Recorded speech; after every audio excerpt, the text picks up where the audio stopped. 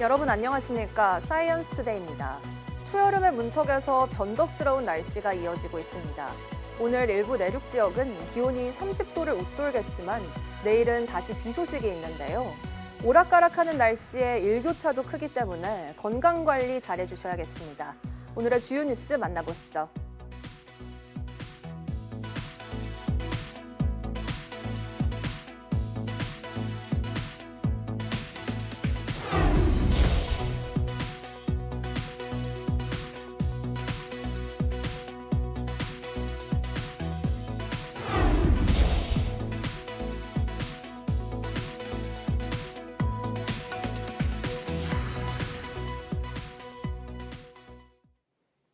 이번 주에는 하루 걸러 비가 내리고 낮에는 30도 안팎의 고온 현상이 나타나는 등 날씨 변화가 무척 크게 날 전망입니다. 낮 동안 내륙 지역은 기온이 25도를 크게 웃돌겠고 특히 남부지방은 전주와 대구, 상주는 32도까지 오르며 한여름 더위가 이어지겠습니다. 하지만 내일은 전국에 또 한 차례 비가 내릴 전망입니다. 기상청은 주 후반에는 흐린 날씨 속에 고온 현상이 누그러들겠지만 날씨와 기온 변화가 크게 나겠다며 건강관리에 유의해달라고 당부했습니다. SK텔레콤 해킹 사고를 조사 중인 민관합동조사단이 처음 해킹 공격이 이뤄진 시점을 3년 전인 지난 2022년 6월로 특정했습니다. 또 1차 발표와 달리 휴대전화 고유식별 번호 IMEI가 유출됐을 가능성이 확인되는 등 피해 규모가 점점 커지고 있습니다. 김태민 기자의 보도입니다. 민관합동조사단의 2차 조사 결과 SK텔레콤 해킹 사고로 유출된 유심 정보는 2,695만 건으로 사실상 전 가입자에 해당합니다. 발견된 악성 코드는 4종에서 25종으로 감염된 서버는 5대에서 23대로 대폭 늘었습니다. 특히 개인정보와 휴대전화 복제에 악용될 수 있는 단말기 고유식별 번호 IMEI가 저장된 서버 2대도 3년 전 해킹된 사실이 처음 드러났습니다. 악성 코드가 감염된 서버들에 대한 정밀 포렌식 분석 중 연동 서버에 일정 기간 임시로 저장되는 파일 안에 IMEI가 포함되고 있음을 확인하게 되었습니다. 지난해 12월 이후 저장된 정보 29만여 건은 유출되지 않은 게 확인됐지만 이전 시기에 대해서는 접속 흔적, 이른바 로그 기록이 없어 유출 여부도 확인할 수 없습니다. 자료가 남아있지 않기 때문에 어떤 추정도 어렵다. 대신에 저희가 수사 상황이라든지 또 다른 추정 근거인 다크웹이라든지 이런 데를 모니터링을 하고 있습니다. 지난달 말 1차 발표 당시 설명과 달리 IMEI가 유출됐을 가능성을 배제할 수 없게 된 건데 이럴 경우 유심 정보와 단말기 고유 번호를 짝지어 안전하게 관리하는 방식인 유심 보호 서비스가 무력화될 수 있다는 우려도 나옵니다. 이번 해킹 사고의 피해 규모가 점점 커지는 가운데 민관합동조사단은 늦어도 다음 달 안에 최종 조사 결과를 내놓겠다는 계획입니다. YTN 김태민입니다. SK텔레콤은 IMEI, 휴대전화 고유식별 번호만으로 복제폰을 만드는 건 불가능하다며 최악의 상황을 가정한 감지 시스템도 이미 마련돼 있다고 밝혔습니다. 또 자체 조사 결과 해킹 공격을 받은 서버에서 추가적인 개인정보 유출 피해는 없었다며 신뢰 회복에 전력을 다했습니다. 박기환 기자가 보도합니다. SK텔레콤은 그간 고객의 불편에 사과한다며 거듭 고개를 숙였지만 곧바로 단말기 식별번호 유출 가능성이 있다는 합동조사단 조사 결과를 반박했습니다. 자체적으로 파악한 결과 단말기 식별번호 유출은 없었다고 주장했습니다. 3년 전 숨어든 악성 코드를 미리 찾지는 못했지만 적어도 개인정보가 빠져나갈 때는 감지할 수 있다는 설명입니다. 3가지 체계의 통합 보안 관제 체계를 유지하고 있는데 저희가 과거 기록을 한번 쫙 봤습니다. 과거 기록을 쫙 봤는데 일단 유출에 대한 거는 찾지 못했습니다. 그래서 저희는 유출이 없었다는 것을 좀 말씀드리는 거고요. 이어 단말기 정보가 유출됐더라도 복제폰이 재기능을 할 수 없다는 재조사 설명을 추가했습니다. 여기에 자체 시스템을 강화한 만큼 피해를 막을 수 있다고 자신했습니다. IMEI 때문에 걱정을 좀 많이 하시는데요. 일단은 원천적으로 단말상에서도 상당히 하기 어렵습니다. 사실상 불가능하고요. 설사됐다고 하더라도 저희 망에서 현존하는 기술과 현존하는 기술로 들어올 수 있는 것은 다 막을 수 있습니다. 하지만 전문가들은 모든 가능성이 여전히 열려 있다고 말합니다. 시스템 허점을 노리거나 정보 유출 기록까지 지우는 등 해커들의 목적에 따라 상황이 바뀔 수 있다는 설명입니다. 해커라는 조직은 타겟팅으로 요새 공격을 하기 때문에 그들이 준비한 시나리오에 맞을 경우에는 그게 이제 활용도가 있겠죠. 파일의 생성 날짜 이런 거를 지울 수도, 그러니까 변경시킬 수 있는데 SKT 해킹 사고 뒤 한 달 동안 유심 복제 피해나 개인정보 거래는 아직 확인되지 않았습니다. 이 때문에 한국의 기간통신사를 노린 테러 또는 국내 유력 인물을 노린 감청 가능성까지 제기되고 있습니다. 이번 사태의 원인과 피해 규모 등은 민관 합동조사와 경찰의 수사 결과까지 모두 지켜본 뒤에야 명확히 드러날 것으로 보입니다. YTN 박견입니다. 최근 사이버 공격 위험이 크게 증가하는 가운데 국내 연구진이 사물 인터넷 시스템의 보안을 강화할 수 있는 암호화 장치를 개발했습니다. 고려대학교 오승주 교수, 성균관대학교 권석준 교수 연구진은 나노 수준의 무작위성을 지닌 하이브리드 방막을 제작하고 페로브스카이트를 활용한 불규칙한 광학 패턴을 구현해 전기적, 광학적 특성을 동시에 갖는 물리적 복제 불가 함수 소자를 개발했다고 밝혔습니다. 물리적 복제 불가 함수는 미세한 물리적 변화를 이용해 고유한 암호키를 생성하는 기술로 동일한 조건에서도 복제가 불가능하며 외부에서 예측할 수 없다는 특징이 있습니다. 국내 연구진이 13인치급 OLED 디스플레이에서 각 픽셀이 서로 다른 소리를 동시에 낼 수 있는 다중 스피커 기능에 픽셀 기반 로컬 사운드 기술을 구현하는 데 성공했습니다. 포스텍 최수석 교수 연구팀은 디스플레이 프레임 내부에 피에조 엑사이터라는 초소형 소리 진동 부품을 픽셀 단위로 정밀 배치해 픽셀별로 독립적인 사운드를 구현하고 진동 간섭 없이 서로 다른 소리를 내는 초정밀 사운드 개발에 성공했다고 밝혔습니다. 피에조 엑사이터는 전기 신호를 진동으로 변환해 소리를 내는 장치로 별도의 공간을 차지하지 않아 얇은 디스플레이 내부에 쉽게 탑재할 수 있고 가벼운 OLED의 장점은 유지하면서도 별도의 고음질 스피커 없이 화면 자체에서 고급 음향을 만들어낼 수 있습니다. 연구팀은 이번 기술이 디스플레이의 위치별로 서로 다른 소리를 동시에 출력할 수 있어 차량 내 좌석별 맞춤 오디오는 물론 스마트폰과 VR 기기에서 몰입형 공간 음향 실현 등 다양한 활용이 가능하다고 설명했습니다. 어제는 치국이 발명을 기념해 제정한 발명의 날이었습니다. 올해로 60주년을 맞은 발명의 날, 일제강점기 발명 특허로 돈을 번 뒤 독립군 군자금으로 쓴 독립운동가들에게 특별 공로상이 수여됐습니다. 고한석 기자가 취재했습니다. 일제강점기 미국에서 활동한 독립운동가 고 건도인 선생의 묘. 특허청이 선생의 외손자와 함께 묘비명을 바꾸는 행사를 열었습니다. 미국에서 특허를 출원한 첫 한국인이 선생으로 밝혀져 그 공을 기리기 위해서입니다. Actually, I was very aware because my mother speaks often about them over many years of my childhood growing up with a lot of pride and admiration and respect. 선생의 미국 특허 1호는 재봉틀의 본체 손상을 막는 장치. 이어서 대나무로 만든 커튼을 특허 출원해 미국에서 큰 인기를 끌었습니다. 특허 제품을 팔아서 번 돈은 조국의 독립운동 후원금으로 쓰였습니다. 1909년 가볍고 통기성 좋은 말총 모자를 발명한 한국 1호 특허 출원자 고 정인호 선생도 독립군의 군자금을 모으기 위해 발명이라는 지혜를 발휘했습니다. 발명의 날 60주년을 맞아 특허청은 일제강점기 발명과 기술 개발로 독립에 이바지한 독립운동가들에게 특별 공로상을 수여했습니다. 올해는 광복 80주년이자 제60회 발명의 날입니다. 그래서 애국 정신과 발명 정신을 함께 기릴 수 있는 중요한 해라고 생각합니다. 올해의 발명왕은 양면 발열 기술을 적용, 전기차와 로봇 등에 쓰이는 고성능 전력 반도체 모듈을 개발한 기업에 돌아갔습니다. 전력 반도체는 동작하게 되면 열이 많이 발생합니다. 기존의 반도체는 다 한쪽으로만 열이 발생했는데 저희 같은 그 전력 반도체 양면 방열은 양쪽으로 열을 발산할 수 있게끔 만들었습니다. 그래서 이러한 부분들은 저희가 20개 이상의 특허를 보유하고 있고요.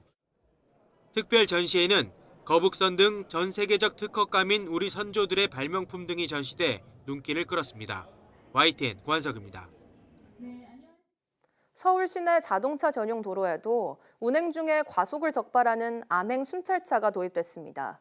서울에는 처음으로 운용되는 건데 시범 운영을 거쳐 다음 달부터 본격적으로 단속에 나섭니다. 윤태인 기자의 보도입니다.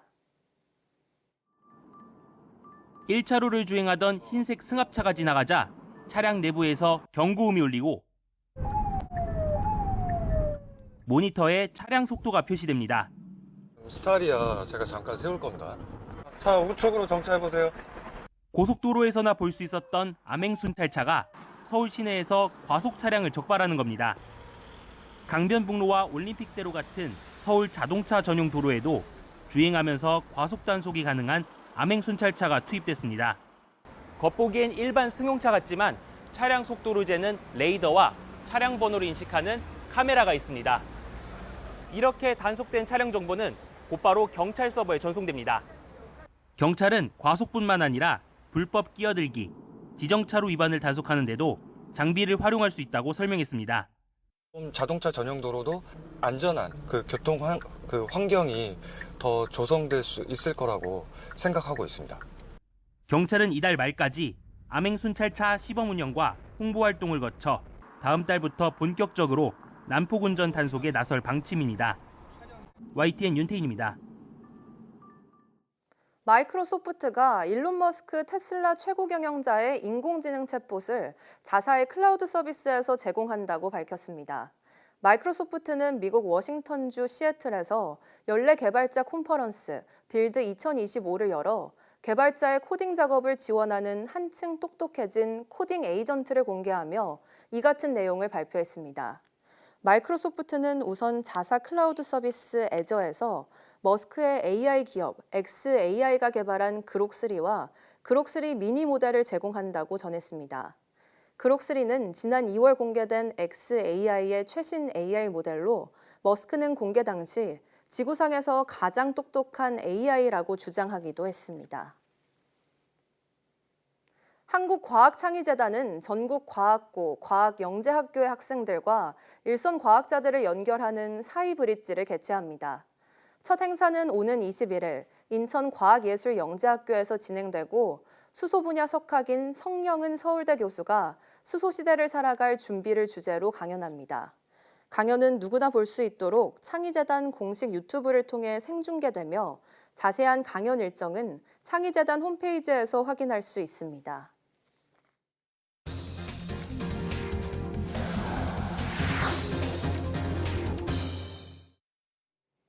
체코 전력 당국이 한국 수력 원자력과의 신규 원전 건설 계약 서명을 당분간 금지한다는 현지 지방법원의 결정에 불복해 최고법원에 정식 항고했습니다.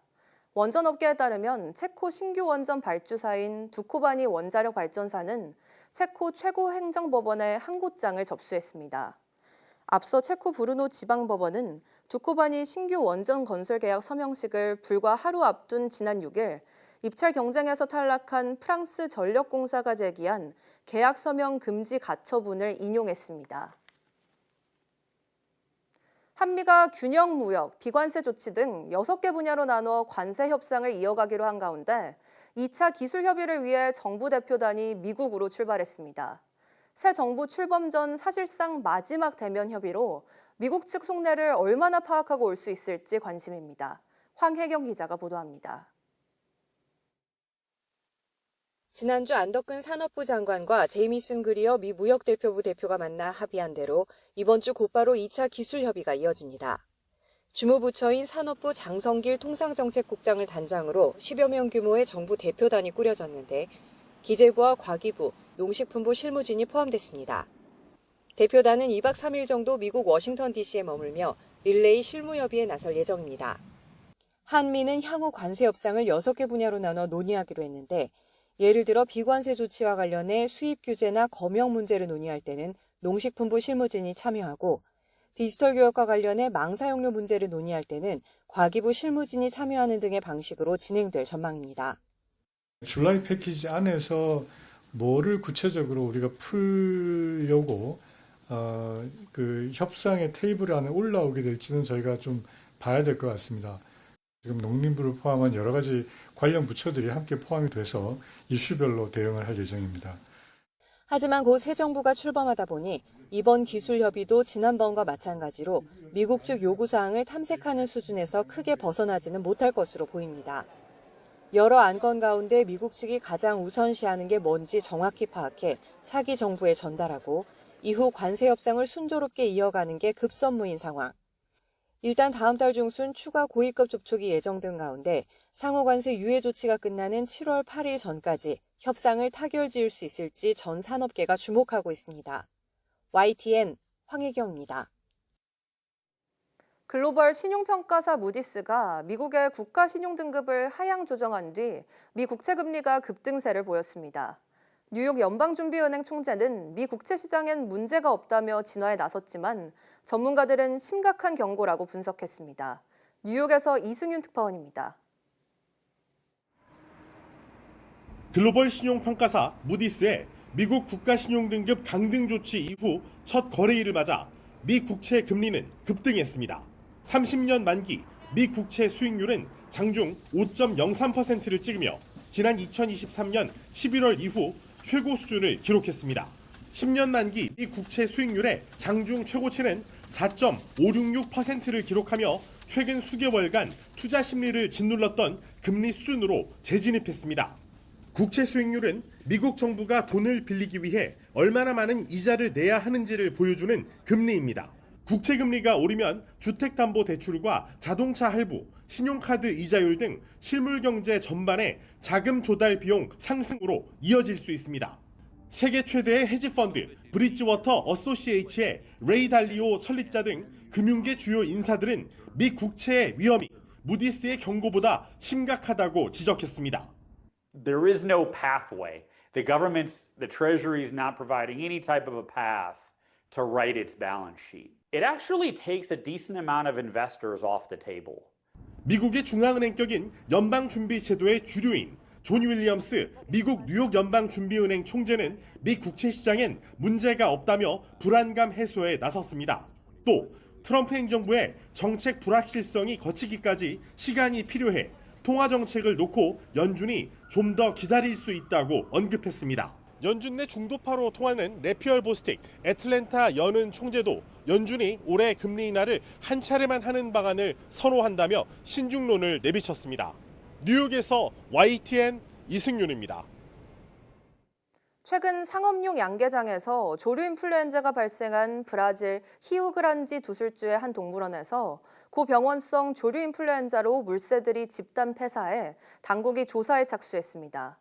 로이터 통신에 따르면 브라질 농림축산당국은 현지 시간 19일 히우그란지 두술주에 있는 사푸카이아 두술동물원에서 물새 약 100마리가 떼죽음을 당했다면서 이번 사례가 며칠 전 같은 주에 있는 상업용 양계장에서 발생한 고병원성 조류 인플루엔자와 관련이 있는지 파악할 계획이라고 밝혔습니다. 당국은 유전자 분석을 통해 동물원 물새들의 집단 폐사 원인을 밝혀내고 상업용 양계장의 조류 인플루엔자 발병과의 관계도 밝혀낼 계획입니다. 우리나라 닭고기 수입 물량의 80% 이상을 차지하는 브라질의 양계장에서 고병원성 조류 인플루엔자가 발생하며 수입이 금지되자 정부가 국내 공급을 늘리는 등 대응에 나섰습니다. 정부는 국내 닭고기 가공 판매 업체와 회의를 열고 재고 파악과 대책 마련에 나섰습니다. 농식품부는 현재 닭고기 주요 수입 업체가 2-3개월 사용 물량을 비축하고 있으며 64주령 이상의 노개의 종란 생산 제한을 없애는 등 국내 공급을 늘리겠다고 밝혔습니다. 또 브라질을 제외하고 현재 닭고기가 수입되고 있는 태국, 덴마크, 미국 등 7개국의 수입량을 늘려 수입처 다각화 방안을 검토할 계획입니다.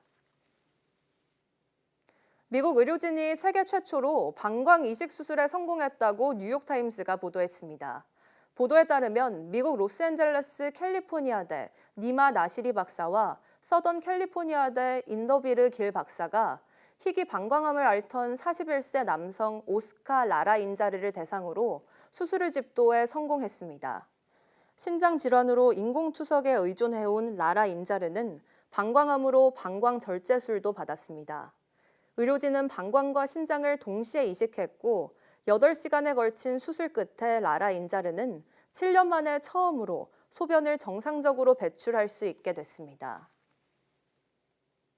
의료계의 요구대로 내년도 의대 정원을 다시 줄인 정부가 이번엔 전공의 복귀의 문을 열어주기로 결정했습니다.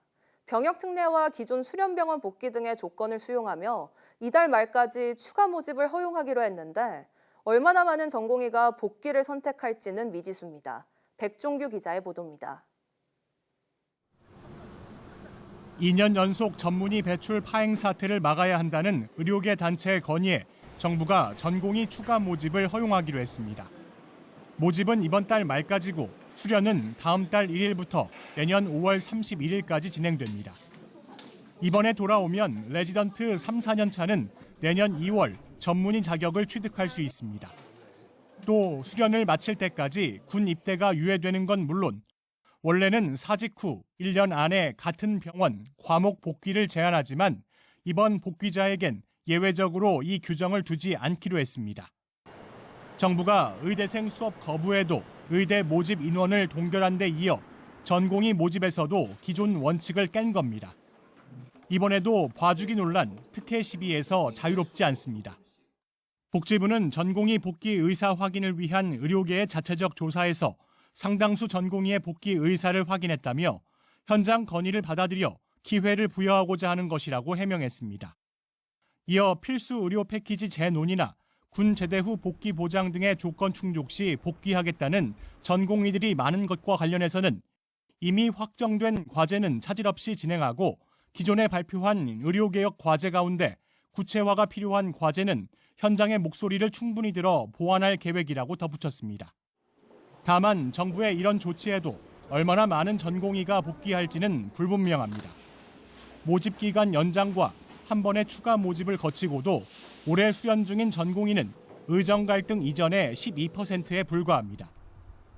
YTN 백종규입니다. 대한의학회와 대한수련병원협의회 등 의사 5개 단체는 정부의 전공의 추가 모집 허용 조치를 환영하며 이를 계기로 사직 전공의들이 수련 현장으로 조속히 복귀할 것을 요청했습니다. 이들 단체는 공동 입장문을 내고 전공의 수련 중단이 개인의 경력 단절을 넘어 국민 건강에 직결된 중대한 사회 과제라고 지적하면서 이번 5월 특별 모집이 의료 현장 회복의 중요한 전환점이 돼야 한다고 강조했습니다. 그러면서 군 미필 전공의가 복귀할 경우 수련 완료 뒤 병역을 이행할 수 있도록 관계부처와 긴밀히 협의하고 군의관이나 공중보건의로 복무 중인 사직 전공의는 병역을 마친 후 기존 수련병원으로 복귀하도록 최선을 다하겠다고 약속했습니다.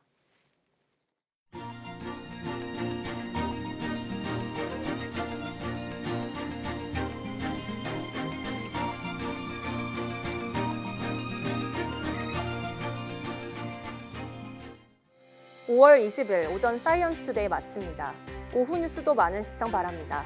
시청해주신 여러분 고맙습니다.